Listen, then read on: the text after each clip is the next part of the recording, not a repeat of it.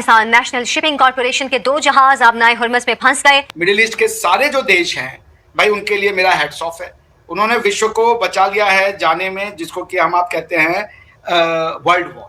ईरानी विदेश मंत्री ने एस जयशंकर भारतीय विदेश मंत्री से की है बात। दोनों विदेश मंत्रियों में चौथी बार इस युद्ध के छुट जाने के बाद बात हुई है। ईरान, उनके फॉरेन मिनिस्टर जो हैं हिंदुस्तान के एस जयशंकर, उन्होंने ईरान के फॉरेन मिनिस्टर डॉक्टर वो नहीं है, अब्बास अरक्ची जो हैं, उनके साथ उन्होंने बातचीत की। क्या भारत और ईरान के बीच में कुछ डील चल रही है? लगता तो कुछ ऐसे ही है, फोन कॉल पे फोन कॉल्स और कहीं ना कहीं कुछ और ऐसे डिसीजन। गौर करने वाली बात यह है कि जंग शुरू होने के बाद दोनों नेताओं के बीच ये चौथी बातचीत है। हिंदुस्तान के प्राइम मिनिस्टर नरेंद्र मोदी ने ईरान के सदर जनाब मसूद पेज़ेश्कियान के साथ उन्होंने फोन पे बात की और नरेंद्र मोदी ने खुद इस हवाले से एक ट्वीट किया। अरागची ने भारत से बड़ी भूमिका निभाने की अपील की है। सबसे पहली तो हुजूर ये है कि यूनाइटेड नेशन सिक्योरिटी काउंसिल में ईरान के खिलाफ करारदाद आई। ये बहुत बड़ी जबरदस्त वॉर है जहां कैजुअलिटी सुनने को नहीं मिल रही है। ये कैजुअलिटी की जगह आपको क्या सुनने को मिला? इंफ्रास्ट्रक्चर की लड़ाई हो रही है। ऑयल डिपो उड़ा दिया, ऑयल के वो उड़ा दिए, कोई बहुत ज्यादा महंगा इंस्टॉलेशन था उसको उड़ा दिए। उसकी वजह से मसला ये होता है कि आपकी जो क्रेडिबिलिटी है वो खत्म हो रही है। ऐसा संकेत मिलता है कि इस संकट के समय ईरान भारत को एक अहम कूटनीतिक साझेदार के रूप में देख रहा है। Our positive vote on the draft resolution introduced by Bahrain. मैं लफ्ज घटिया तो इस्तेमाल नहीं करूंगा, लेकिन इंतहाई कम तरीन सतह की एक धोखाधड़ी है। अच्छा कि आप देखें, भारतवर्ष है, कितना भी भारतवर्ष को लोग मैलाइन कर लें, ईरान के साथ भी संबंध बना के रखे हुए हैं, इजराइल के साथ भी है, रशिया के साथ भी है, यूएस के साथ भी।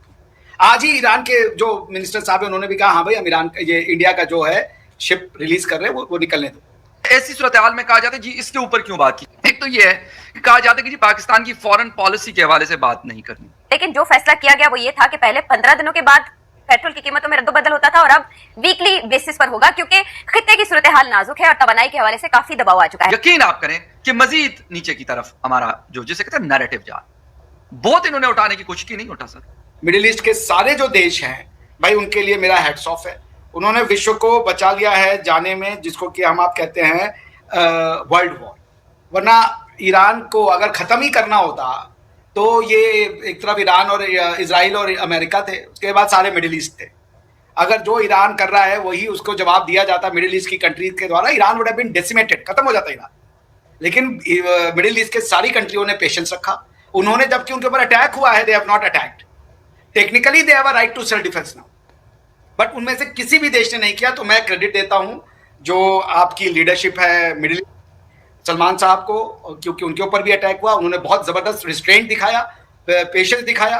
और अब यह अमेरिका और इजराइल को चाहिए कि वो मिडिल ईस्ट को इस क्राइसिस से और ज्यादा ना झोंके, निकाले। बाकी जो ईरान है वो इस तरीके के अटैक करेगा, क्योंकि वो इसको, ये बहुत बड़ी जबरदस्त वॉर है जहां कैजुअलिटी सुनने को नहीं मिल रही है। ये कैजुअलिटी की जगह आपको क्या सुनने को मिला? इंफ्रास्ट्रक्चर की लड़ाई हो रही है। ऑयल डिपो उड़ा दिया, ऑयल के वो उड़ा दिए, कोई बहुत ज्यादा महंगा इंस्टॉलेशन था उसको उड़ा दिए। इससे infrastructural economic war the Iran is waging. तो इसके असर तो होंगे, ये कहना कि कोई असर नहीं होगा ये मूर्खतापूर्ण बात होगी। लेकिन कितना असर होगा ये विश्व के ऊपर, ये तो बात की बात है। ईरान के ऊपर इसका क्या असर होगा? क्या फिर मिडिल ईस्ट की कंट्रीज के साथ उनके संबंध नॉर्मल हो पाएंगे? ये सब देखना पड़ेगा। अगर मान लीजिए ईरान के ऊपर अटैक हो रहा होता, अमेरिका और इजराइल अटैक कर रहे होते और ईरान चूंकि अमेरिका तक नहीं पहुंच सकता, तो मैं उसकी मजबूरी समझ सकता हूं, तो वो ईरान पे अटैक कर रहा होता तो विश्व में जितनी मुस्लिम कम्युनिटीज थी वो मिडिल ईस्ट के ऊपर प्रेशर डालती कि आप रुकवाओ इस वॉर को। लेकिन ईरान ने उनके ऊपर अटैक करके जो ये मुस्लिम यूनिटी कुछ अगर हो सकती थी उसको खत्म कर दिया। तो ये जो काम किया मिडिल ईस्ट के ऊपर अटैक करके ईरान ने, वो ठीक नहीं किया। उनको इजराइल के ऊपर करना चाहिए था, दैट मेक सेंस। लेकिन hats off to the leadership of Qatar, to the leadership of Saudi Arabia and UAE कि they have shown considerable restraint और उन्होंने इसको वर्ल्ड वॉर नहीं बनने दिया। तो मेरा पूरा सम्मान इस समय मिडिल ईस्ट के लीडर्स को जाता है। चलिए, बहुत अच्छी बात है। वैसे तो खैर सब लोग यही सोच रहे थे कि ऐसा ना हो कि ये वॉर जो है वो मिडिल ईस्ट तक पहुंच जाए, और लेकिन खतरा भी नहीं टला है, ये मैं जरूर कहूंगी। ऐसा नहीं है कि आप कह सकते हैं कि 100% खतरा टल गया है। और ये तो आपकी समझ, आपने सऊदिया से दोस्ती कर लिया है और उसके बाद ईरान सऊदियों पे अटैक कर रहा है, उस हिसाब से ईरान आपका दुश्मन बनता है, मगर आपको भी पता है ईरान आपका दुश्मन नहीं है। तो आपको समझ नहीं है, वो इसकी वजह डॉक्ट्रिनल है, मैं वो कहूंगा। क्योंकि आप देखें, भारतवर्ष है, कितना भी भारतवर्ष को लोग मैलाइन कर लें, ईरान के साथ भी संबंध बना के रखे हुए हैं, इजराइल के साथ भी है, रशिया के साथ भी है, यूएस के साथ भी। आज ही ईरान के जो मिनिस्टर साहब है उन्होंने भी कहा हाँ भाई हम ईरान ये इंडिया का जो है शिप रिलीज कर रहे हैं वो निकलने दो। ऐसा नहीं है कि वो भाई देखिए, ये बड़े लोग हैं ना, ये तो मिनिस्ट्रियल लेवल पे डिसीजन मेकर्स है ना, ये तो जानते हैं कि रियलिटीज क्या है। हम आप जितना भी एक दूसरे का सर फोड़ लें, ये तो जानते हैं एक दूसरे की यूटिलिटी। ये हम लोगों से ज्यादा बेहतर समझते हैं सिचुएशंस को कैसे हैंडल करना है, क्योंकि इनके ऊपर तो भैया जिम्मेदारियां हैं। इनके ऊपर अगर ईरान की जो भी पॉपुलेशन होगी, भारत की जो पॉपुलेशन है, एक दूसरे की जिम्मेदारियां हैं इनके ऊपर। तो मैं बस इतना कहना चाहूंगा कि पाकिस्तान की समस्या जो है ना आरजू जी, वो है यार, वो गजब, मतलब जिसे समझ लीजिए आप उनसे बात कीजिए, मैं आप लोग की बात नहीं कर रहा, नॉर्मल पाकिस्तानी से, वो कंफ्यूज्ड है, उसको पता ही नहीं उसका अच्छा क्या है, उसका बुरा क्या है, उसका दोस्त कौन है, उसका दुश्मन कौन है, कुछ पता नहीं है। कुछ 1 2 3 चीजें हैं, इस्लामिक बिरादर मुल्क, ये थ्योरी कहीं काम नहीं कर रही, कोई उसका बिरादर मुल्क नहीं है, फिर भी इस्लामिक बिरादर मुल्क। भारत मेरा अजली दुश्मन है, कोई दुश्मन नहीं है भारत में, कोई पाकिस्तानी से दुश्मन नहीं रखता। अगर आप आतंकवाद करते तो पाकिस्तान, भारत आपको दिखेगा भी नहीं, आप अपनी जिंदगी में खुश रहें। तो आपने कुछ ऐसी आइडियोलॉजीज और डॉक्ट्रिन्स को एक्सेप्ट कर लिया है जिससे आपको पीछा छुड़वाना पड़ेगा। बाकी मुझे तो ये नहीं समझ में आया कि अगर आपको अफगानिस्तान में ऑलरेडी इतनी नफरत मिलती है, इतनी हीट मिलती है, नफरत इज अ रॉन्ग वर्ड, इतनी हीट अगर मिलती है तो उस पर आप पानी डालेंगे या उस पर आप ये अटैक करके कंधार को और काबुल को और उस पर आप मिर्चे का काम करेंगे? आपके लिए अच्छा सोचेंगे वो? ऑलरेडी वो वहां पे पाकिस्तानियों का नाम सुनते गुस्से में आ जाते हैं। तो भाई आप कोई तो एक्शन नहीं है। अगर आपके साथ डिस्प्यूट चल रहे, टीटीपी वाले कुछ अगर मेथड चल रहे, फकर भाई ने बहुत सही कहा कि कुछ पकड़ो, बताओ सबूत, तो सीधा अटैक कर रहे हो आप। तो यही है, ये कर्मा है, यही सब खेल आपने हमारे साथ खेला। मैं बताऊं डॉक्टर साहब, मसला पता है किस चीज का है? मुसीबत ये है ना कि पाकिस्तान अफगानिस्तान पे अटैक्स कर रहा है तो जस्टिफाई कर रहा है। ट्रंप और नेतन्याहू ईरान पे हमले कर रहे हैं, वो जस्टिफाई कर रहे हैं। ईरान मिडिल ईस्ट पे हमले कर रहे हैं, वो उसको जस्टिफाई कर रहा है। मुसीबत ये है कि हर कोई अपने अपने हिसाब से चीजों को जस्टिफाई करे। बिलीव मी, यही चल रहा है। मैं ये नहीं कहता, मैं थोड़ा सा ईरान वाले इशू पे करता हूँ, फिर अफगानिस्तान पे जवाब देता हूँ आपको। कि अगर मतलब मैंने इसका मुश्तबा खामनेई साहब का स्टेटमेंट सुना, ऑडियो मैसेज जो उनका आया है, उनका स्टेट टीवी ने चलाया, उसमें वो कह रहे हैं कि भाई हमारा अगर आपके यहाँ अड्डे हैं, बेसिस हैं, बल्कि सबको पता है वो कोई डकी चुपी बात तो है नहीं कि कोई चुपके उन्होंने बनाए हुए थे, बड़े बड़े बेसिस हैं। उसमें उन्होंने कहा कि यार आप इसको खत्म करें, इसको यहां से हटाएं। देखिए, मैं ये नहीं कहता कि सऊदी अरेबिया अमेरिका की दोस्ती खत्म हो गई या खत्म होगी, नहीं होगी कभी भी। पाकिस्तान और अमेरिका की अगर नहीं खत्म होती तो फिर सऊदी अरेबिया और अमेरिका की कैसे खत्म हो सकती है? ये तो नामुमकिन सी बात है, ठीक है।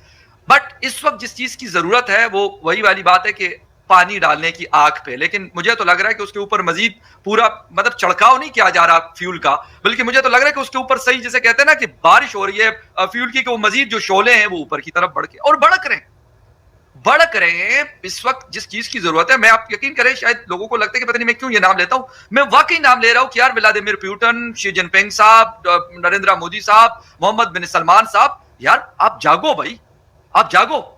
मतलब ये वक्त नहीं है खामोश रहने का। और मैं ये नहीं कहता कि आप जाके कोई मिसाइल ले दो या कोई और कर दो, आप बातचीत करो इस चीज के ऊपर, आप मजबूर करो डोनाल्ड ट्रंप को, ईरान को भी मजबूर करो कि भाई आप भी चुप और आप भी चुप। मतलब ऐसे नहीं है कोई बच्चों का खेल नहीं, इट्स नॉट अ जोक और ना कोई इतना आसान काम है। लेकिन ये भी तो बड़े लोग हैं ना, कि कोई आम हमारी तरह थोड़ी है कि मैं कहूंगा तो वो पुतिन कहेगा यार पता नहीं क्या बोल रहा। लाजमी बात है, अपने लेवल में अगर डोनाल्ड ट्रंप को ये लोग कहेंगे तो क्या डोनाल्ड ट्रंप ठीक है ताकतवर भी होंगे, सब कुछ होगा। मैं तो उस वक्त एक पागल आदमी उसको समझ रहा हूँ, इज अ मेड पर्सन, और मेरा ख्याल दुनिया इसको मेड कह रही है कि जो कुछ वो कह रहा है उसके पास ये रीजन नहीं है कि मैंने ईरान के ऊपर क्यों दावा बोला, किस वजह से मैं उसके ऊपर हमलावर हूं। उसके पास कोई जस्टिफिकेशन नहीं है। वो कहते हैं मेरे एडवाइजर्स ने मुझे कह दिया तो मैंने कर दिया। पहले वो कहता था कि वो मेरे ऊपर हमलावर हो रहा था, आप कह रहे कि नहीं वो हमलावर नहीं हो रहा था, लेकिन फिर भी हमने कर दिया। तो भाई ये कोई मतलब ये कोई मजाक चल रहा है कि आप किसी के ऊपर चढ़ दौड़। इजराइल को भी मजबूर किया जा सकता है और डोनाल्ड ट्रंप को भी मजबूर किया जा सकता है, लेकिन करना पड़ेगा, वरना ये जो शोले आग ये हमें सबको लपेट में लिए हुए हैं। ठीक है, हमसे थोड़े से दूर होंगे लेकिन लपेट में हम हैं। इस वक्त हम उससे बिल्कुल नहीं बचे हुए, ना हम बचे हुए ना बाकी दुनिया बची हुई इन चीजों से। दूसरी बात, जहां तक अफगानिस्तान पाकिस्तान की बात है, अब यकीन करें मुझे मतलब अफसोस इस बात का होता है। मैं ये नहीं कहता कि अफगानी को मैं कैसा लगता हूं या कैसे नहीं लगता। सच बता दूं मैं, मुझे शायद इससे कोई फर्क नहीं पड़ता कि उसको मैं पसंद हूं या ना पसंद हूं। मुझे अफगानिस्तान वाला पसंद है या ना पसंद है, वो अलग बहस है। लेकिन जो कुछ हो रहा है वो गलत है, वो गलत है। वो अगर मुझसे मतलब मैं कहता हूं नफरत भी मुझसे करता है, करे भाई, उसके और भी बहुत सारे रीजन है। मतलब this is not the only reason जिसकी वजह से है। मैंने ये अपने अफगान दोस्तों को कहा, मैंने कहा भाई एक चीज मैं आपको बता दूं, पाकिस्तान में जो कुछ हो रहा है हर चीज की जिम्मेदारी ना अफगानिस्तान की है ना हिंदुस्तान की, लेकिन अगर इंडिया और अफगानिस्तान में भी सब कुछ हो रहा है तो उसकी जिम्मेदारी भी हर चीज की ना पाकिस्तान की है ना किसी और की है। आपकी अपने यहां भी कुछ जिम्मेदारी होती है, अफगानिस्तान के अपने भी मसाइल हैं, मैं मानता हूं। लेकिन अगर मैं ये कहूं कि मैं एयर स्ट्राइक हमारे यहां से होगी और वो कहेंगे नहीं जो तो बड़ा मजेदार काम हो रहा है, तो ये गलत है, मतलब अगेंस्ट द ह्यूमैनिटी है। मैं बाकी ठीक है, तालिबान की ना पॉलिसीज को मैंने कभी फॉलो किया है ना मैं कभी उसको पसंद करता हूं ना पसंद किया जा सकता। जी जी नहीं, बिल्कुल ठीक बात है, लेकिन यहाँ पर मैं ये भी जरूर कहूंगी कि चाहे वो हिंदुस्तान का मीडिया हो या पाकिस्तान का मीडिया हो, मेन स्ट्रीम मीडिया की बात हो रही है, उनको सही जो सिचुएशन है वो बतानी चाहिए। अगर आपके यहाँ या हमारे यहाँ किसी चीज की कमी है, शॉर्टेज हो गई है और आपको लगता है कि पब्लिक को पता होना चाहिए, ताकि अगर जिससे हो पाए वो थोड़ा बहुत अगर ले सके अपने घर के लिए, वो जो भी सामान है वो लेकर वो रख ले, तो मेरा ख्याल है वही बताना चाहिए, ना कि ये कहें कि जी सब कुछ बहुत सही चल रहा है और हमें कोई टेंशन नहीं है, और अगर कोई कुछ कह रहा है तो वो इसलिए कह रहा है क्योंकि वो अपोजिशन है। तो मेरा ख्याल है कि इस तरह का थोड़ा सा बिहेवियर जो है वो दोनों कंट्रीज के मीडिया को जो है वो कंट्रोल करने की जरूरत है, और सही बात बताएं ताकि अपने लोगों को आप परेशानी में जाने से बचा सकें। जी डॉक्टर साहब कुछ कह रहे थे? जी, मैं बस इतना ही कहता कि देखिए फखर भाई ने जो बात बोला, ये समस्या का जड़ क्या है। देखिए ये समस्या से ना विश्व गुजर चुका है। एक ही ये पाया गया कि विश्व में कोई भी विवाद हो, कितना भी जटिल, कितना भी गूढ़, कितना भी वो हो, उसका हल युद्ध फोर्स नहीं हो सकता। ऐसी किसी ताकतों को अपनी जमीन पर या दूसरों की जमीन पर नहीं पनपने दे।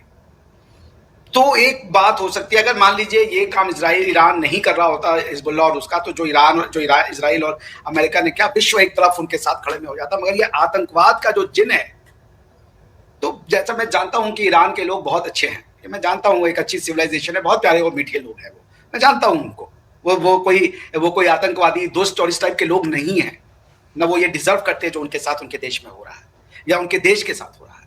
ये दोनों नहीं होना चाहिए। लेकिन इसमें ना मैं ईरान की जिम्मेदारी को बता रहा हूं, ना मैं इजराइल की जिम्मेदारी को बता रहा हूं। मैं बस इतना बता रहा हूं कि दुनिया का कोई भी डिस्प्यूट हो, उसमें फोर्स को ना लाएं, सिवाय डायलॉग और डिप्लोमेसी को, कोई और चीजों को ना लाएं। ना तो लोगों को नफरतें फैला दें अपने यहाँ पे, जो है अब जो मिल गया उससे चले। हमारे और आपके बीच में, हमारे और फखर भाई के बीच में डिस्प्यूट ना हो, ये नहीं हो सकता। माँ और बाप के बीच में डिस्प्यूट होता है, बेटे और माँ बाप के बीच में डिस्प्यूट होता है, मगर उन डिस्प्यूट के लिए हम एक दूसरे का गला नहीं काटते। यही एक तरीका है। मैं ये नहीं कह रहा हूँ ईरान सही है, मैं ये नहीं कह रहा हूँ इजराइल सही है, मैं ये कह रहा हूँ एक प्रिंसिपल अगर हो कि दोनों में से कौन सही कौन गलत, ये वो दोनों जाने। लेकिन ये प्रिंसिपल तो हम पहले एक्सेप्ट करें ना कि कोई भी मुद्दा हो, हम ना तो फोर्स यूज करेंगे स्टेट ऑर्गन्स के थ्रू, ना ये हम मिलिशिया बनाएंगे। जो कल को आज पाकिस्तान की समस्या ये है ना, मिलिशिया हाथ से निकल गए। जब वो आपके हाथ में निकल, जब तक आपके कंट्रोल में रहते हैं तो ठीक है। ये वही बात हुआ जैसे इंडिया में डेमोक्रेसी के साथ हुआ कि भाई नेताओं ने वोट लेने के लिए गुंडे पालना शुरू किए। उसके बाद उन गुंडों को ये समझ आया कि यार मेरे दम पे ये वोट लेता है तो मैं साला खुद क्यों ना वोट ले लूं भाई। ये सिंपल सी बात है, उसको समझ में आने में एक दिक्कत नहीं लगा। उन्होंने साइड लाइन किया, वो आ गए इलेक्शन में, वो जीत गए। आप ये बात, अगर पाकिस्तान में जो आतंकवादी बना रहे वो ये कह रहे हैं कि भैया कश्मीर में इस्लामिक राज बनाना है, तो उनको ये नहीं समझेगा पहले इसको बना ले फिर उसको भी ले लेंगे, हमारे पास पूरा का पूरा अपरेटस आ जाएगा। तो मैं फिर कह रहा हूं, मैं यहाँ पे कोई पक्ष लेते हुए बिना डॉक्ट्रिनल बात ये कहूंगा कि इंटरनेशनल रिलेशन में सच्चे मन से यूएन चार्टर को फॉलो करें, जो कहता है कि इंटरनेशनल रिलेशन में थ्रेट या यूज ऑफ फोर्स नहीं किया जा सकता। ये अगर हम मान लें, डिस्प्यूट जो भी होगा हम बैठेंगे, बातचीत करेंगे, हम उसको सुलझाएंगे वो जिस भी तरीके से, मगर हम किसी भी लिए एक दूसरे की हत्या, एक दूसरे के घर में टेररिज्म नहीं करवाएंगे। जी बिल्कुल डॉक्टर साहब, यही असल मसला है, लेकिन ये कभी होता नहीं है, कभी भी नहीं हुआ अनफॉर्चुनेटली। पता नहीं क्यों नहीं होता, और शायद इस वक्त तो ऐसा लग रहा है कि अब तो बिल्कुल जैसे ये चीज़ ही दरमियान में से ख़त्म हो गई कि कोई डायलॉग्स होंगे, बातचीत होगी। अगर होती भी है तो ट्रम्प पहले बातचीत कर रहा है, सब चीज़ें आगे की तरफ ये भी कहा जा रहा होता है पॉजिटिव चल रही है, एकदम से हमला हो जाता है। एक किसी ने क्वेश्चन किया है कि जी क्या पाकिस्तान में पेट्रोल की प्राइस डबल नहीं हुई? भाई साहब, जिस वक्त अभी 322 पर लीटर है और इससे पहले ये रेट था 264 रुपीज़, तकरीबन 56 रुपीज़ का, और अगर मार्च का पहले हफ्ते वाला 8 रुपये भी मिला लिया जाए तो 65 रुपीज़ का इजाफा हुआ। और ये बहुत बड़े पैसे हैं, मुझे नहीं लगता कि आपको कम लगते हो सो लगते हो, लेकिन 65 रुपये अगर पर लीटर आपके बढ़ जाए तो ये बहुत बहुत बहुत ह्यूज, मतलब जिसे कहते हैं ना, बहुत बड़ा हाइक है।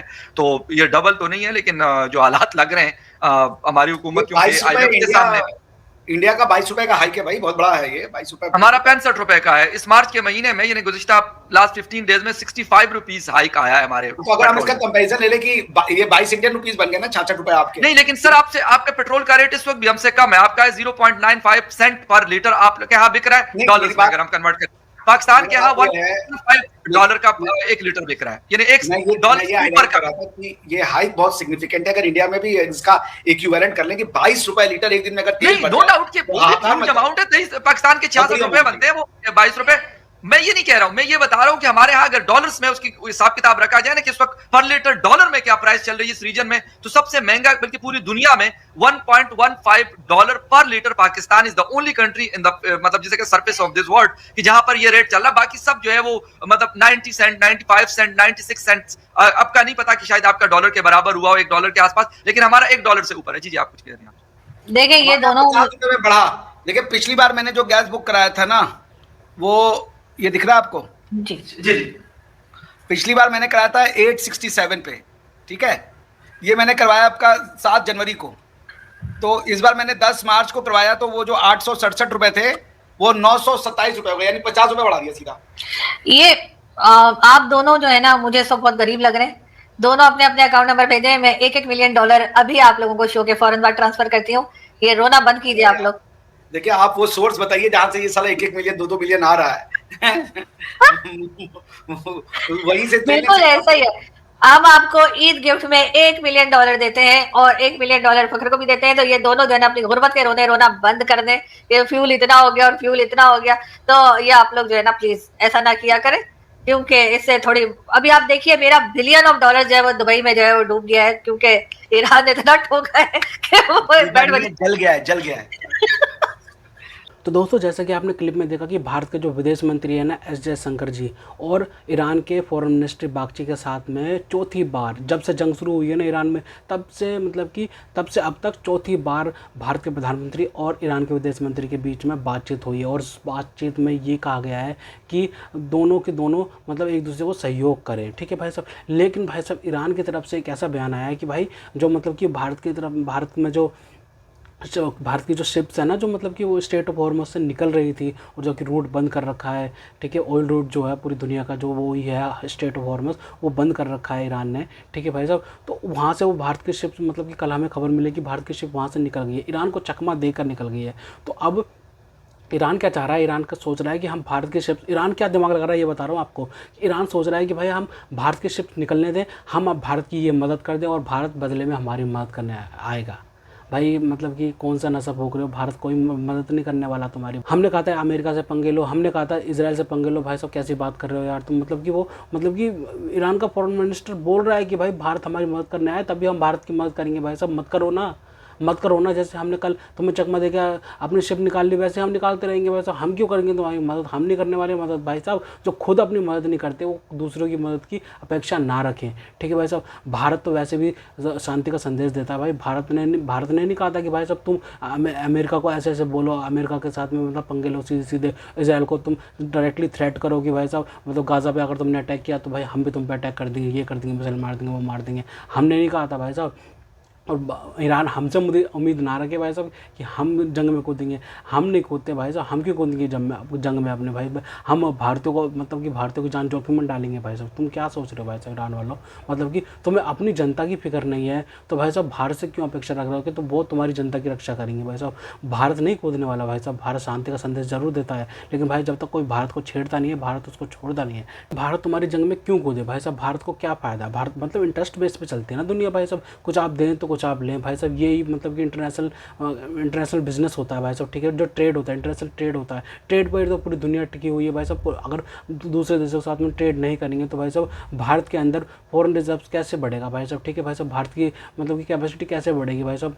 कुछ भी परचेज करने की, इंपोर्ट करने की, जो कि भारतीयों की या फिर किसी भी देश की ज़रूरत होती है भाई साहब, इंपोर्ट करना, ठीक है भाई साहब। इंपोर्ट बहुत कुछ चीज़ें हमें इंपोर्ट करनी पड़ती है, बहुत कुछ चीज़ें हम एक्सपोर्ट करते हैं, तो ये ट्रेड से चलता है भाई साहब। हम क्यों दूसरे देशों के साथ में मतलब रिलेशनशिप खराब करेंगे? हम डायरेक्टली अमेरिका से पंगा क्यों लेंगे भाई साहब, जबकि वो हमारे साइज से भी बड़ा है और हमसे मतलब कि उसकी डिफेंस पावर भी बहुत ज़्यादा है, ठीक है भाई साहब। और इजराइल से क्यों पंगे लेंगे हम? इजराइल तो हमारा इतना अच्छा दोस्त है जो कि हमें भाई साहब ऑपरेशन सिंदूर में भी हमें हथियार प्रोवाइड करे हैं उन्होंने भाई साहब। जो मतलब कि हमने एयर स्ट्राइक करी थी वो बाहलपुर में जब पुलवामा अटैक हुआ था, तो भाई साहब उस वक्त मतलब कि भारत ने जब रिटेलिएशन करा था पाकिस्तान में घुसकर भाई साहब, ठीक है, तो वहाँ पे स्पाइस बॉम्ब्स दिए थे भाई साहब इजराइल ने। ऑपरेशन सिंदूर के दौरान भी भाई इजराइल ने हमारी मदद करी थी, तो भाई साहब हम क्यों मतलब कि इजराइल से पंगे लेंगे भाई साहब? ईरान भाई साहब सस्ता नशा फूकना बंद कर दे भाई साहब। भारत से उम्मीद ना रखे बिल्कुल भी। भारत से तुम बातचीत करना चाहते हो बिल्कुल करो, बायलैटरल ट्रेड वगैरह करना चाहते हो बिल्कुल करो। हमने जो तुम्हारा मतलब कि बंदरगाह ले रखा था भाई साहब, वो मतलब कि हमने इन्वेस्ट करा था,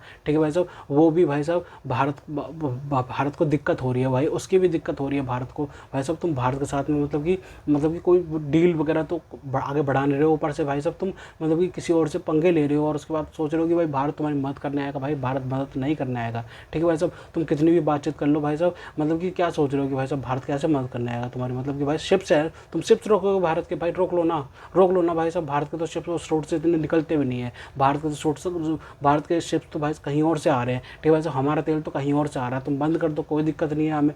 इसी बीच इस जंग को लेकर भाई पूरी दुनिया बोल रही है कि भाई साहब इस जंग को ना सिर्फ और सिर्फ प्राइम मिनिस्टर मोदी ही रुकवा सकते हैं भाई साहब, पूरी दुनिया कह रही है, ठीक है भाई साहब। पहले यूएई के हमने एम्बेसडर को देखा कि भाई साहब उन्होंने बोला कि भाई मोदी ही मतलब कि एक फ़ोन कॉल से भाई जंग रुकवा सकते हैं। उसके बाद अमेरिका के एक एक्स जनरल है, उन्होंने भाई साहब अपने क्या बोलते हैं इंटरव्यू में बैठ के बोला कि भाई साहब मोदी ही सिर्फ और सिर्फ ये जंग रुकवा सकते हैं अगर एक फ़ोन कॉल करे तो, ठीक है भाई साहब। मतलब कि हम बातचीत करवा सकते हैं भाई साहब अगर भाई, लेकिन जंग करना और बंद करना तो उनके हाथ में है, हम बातचीत जरूर करवा सकते हैं। ये पूरी दुनिया कह रही है कि भाई साहब कोई भी अगर इनको टेबल पे बैठा सकता है तो सिर्फ और सिर्फ प्राइम मिनिस्टर मोदी है, वो भारत का नेतृत्व ही करवा सकता है, ठीक। लेकिन भाई अमेरिका का रीज़न नहीं समझ आया कि भाई साहब अमेरिका के पास रीज़न क्या था, मतलब कि ईरान पर अटैक करने का। इसराइल का समझ आता है भाई उनकी मजबूरी थी, भाई डायरेक्ट थ्रेट था ईरान से, ईरान बहुत बड़े पंगे लिए उनके साथ में, तो ईरान को तो भाई साहब मसला ख़त्म करना था। लेकिन भाई अमेरिका क्यों उतरा है कि भाई साहब मतलब कि वो अपनी पावर शो कराना चाहता है, किसको कराना चाहता है, साफ बात तो भाई है, उसको क्या बोलते हैं रशिया को करवाना चाहता है। वो रशिया से यार तुम्हारा क्या पंगा यार, मतलब कि रशिया तो वैसे भी यार तुमसे बहुत पीछे निकल गया,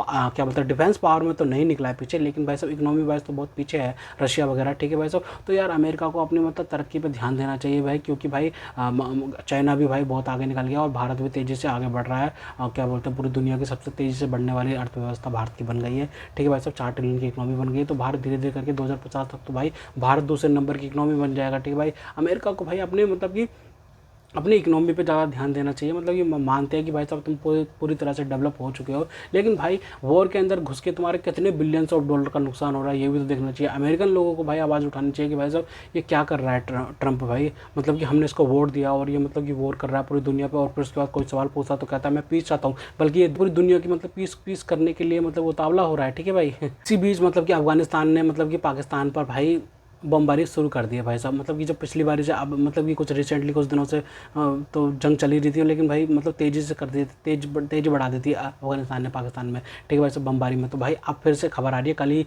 मतलब कि भाई साहब इतने रॉकेट वगैरह छोड़े भाई अफगानिस्तान ने, मतलब ड्रोन अटैक किए, तो भाई पाकिस्तान फिर से दहल गया है। मतलब कि पाकिस्तान में सोचा जा रहा है कि भाई साहब इनको क्या करा जाए। जिस पाकिस्तान ने भाई साहब मतलब कि ये क्या बोलते हैं अफगानिस्तान में ये रिजीम बनाई थी, और उसके बाद भाई साहब मतलब पाकिस्तान ने कहा था कि भाई पाकिस्तान के प्राइम मिनिस्टर हमें याद है भाई, पाकिस्तान के एक्स प्राइम मिनिस्टर जो कि भाई अभी जेल में है, ठीक है भाई साहब, उन्होंने कहा था कि भाई क्या बोलते हैं तालिबान जब आया था तो उनको कहा था कि भाई इन्होंने मतलब कि गुलामी की जंजीरें तोड़ दी हैं भाई साहब, अब ये हमें कश्मीर फतेह करके देंगे। भाई कश्मीर फतेह करना उनका मोटिव नहीं था भाई, पाकिस्तान का जो एरिया है ना वो डूरन लाइन से लगा हुआ वो फतेह करने का उनका इरादा था भाई साहब, वो उसको इम्प्लीमेंट भी कर रहे हैं, ठीक है भाई साहब। मतलब भले ही भाई अफगानिस्तान की इतनी पावर नहीं है पाकिस्तान के मुकाबले, लेकिन भाई साहब पाकिस्तान के पास वो जोश और जज्बा नहीं है जो भाई साहब वो अफगानिस्तान के लोगों के पास है, क्योंकि भाई अफगानिस्तान के लोग तो कहते हैं भाई साहब हम भले ही पत्थर के ज़माने के लोग हैं, लेकिन भाई हम में वो जज्बा है, हम लड़ते हैं, हम लड़ने वाली कौम है, ठीक है भाई साहब। मतलब कि भाई ये हमें भी पता है, इस सब सारी दुनिया को पता है कि भाई